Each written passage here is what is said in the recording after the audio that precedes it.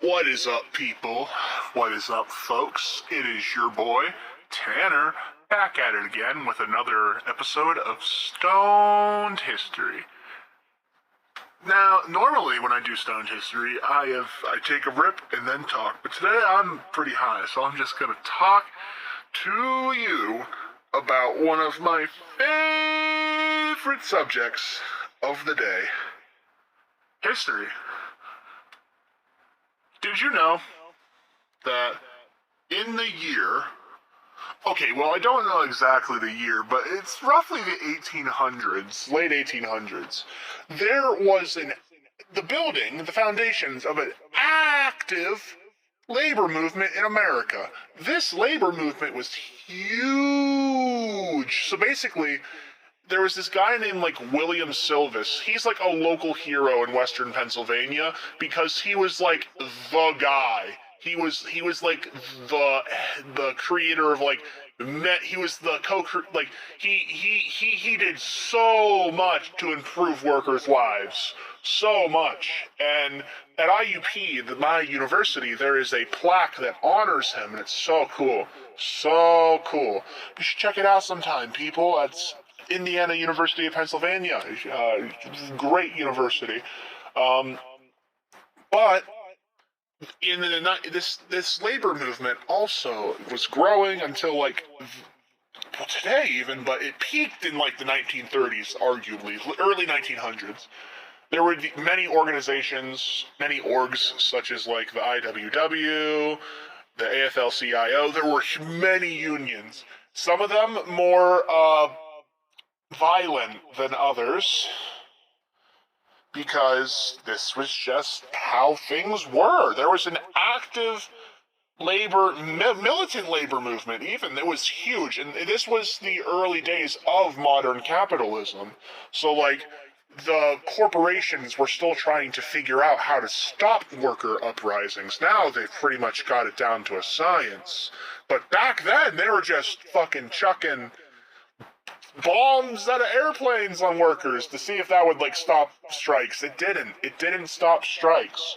I think one lesson we can learn from our not too distant ancestors is these fuckers just kept fighting for their rights. And yes, while there were always scabs, the vast majority of people weren't scabs, bro.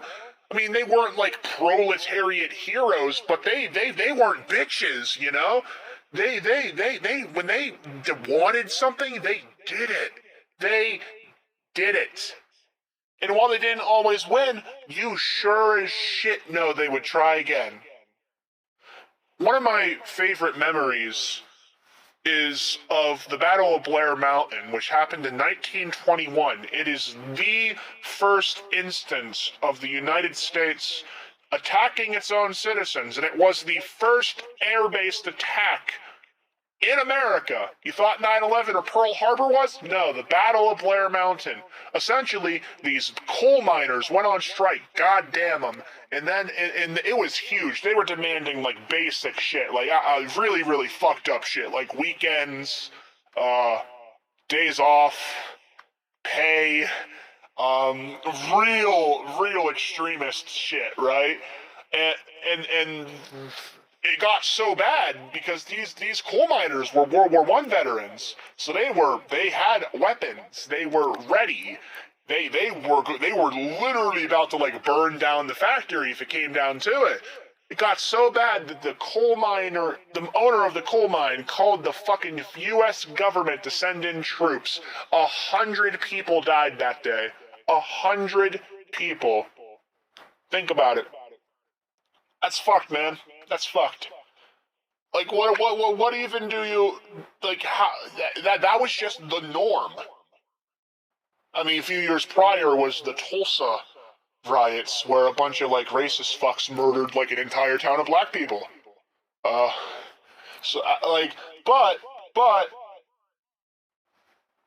in terms of, labor struggles, labor quarrels, that is the norm in most of history, in most of the world. In America, this really isn't the norm, or is no longer the norm, but in the early days, that was the norm. The whole genres of music were created to basically, like, talk about the worker struggle. Whole... I guess I'm getting off topic.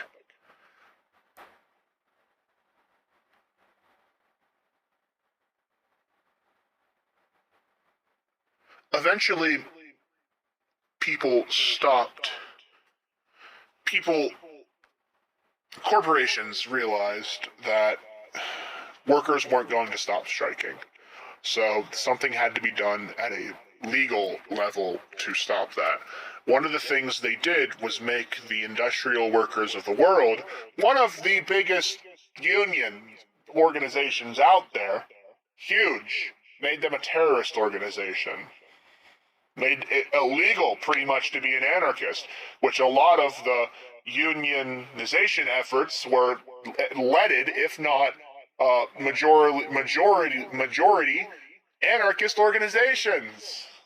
As it turns out, a lot of anarchism is just literally organizing your communities. Anywho, but they made it illegal. Woodrow Wilson, the devil himself, made it illegal to be an anarchist and made these organizations criminal organizations. So that basically was the end of the first Red Scare, which crippled unions, but unions were already so common that it didn't do too much. So unions keep rising. We get the golden age capitalism where everyone's in a union, everyone's getting good pay, blah, blah, blah, blah, blah. And then we get the second Red Scare. We get the one that we all have heard of, the 50s, where basically commies were overrunning and overthrowing everything. And of course, one way they were saying that this was happening was through unions, because unions are communist. Well, technically, there's truth to that statement. I wouldn't argue. Who cares? It was all fake, but unions still go out strong until the 80s. Until the 80s. Then this big boy, this giga chad of a demon comes. Ronald Wilson Reagan, some would argue the devil himself, comes along and just literally, like, murders unions. Makes it, like, extremely illegal. Passes, like, several bills. People love this man. People think he's the best president. It's crazy. And now here's where we're at. We went from a country with, like, 70% union, 70% of employees were in a union. Unions were huge to a country where, like, 8% of the country is unionized. So, fun shit. My name is Tanner. Y'all have a good one. Bye!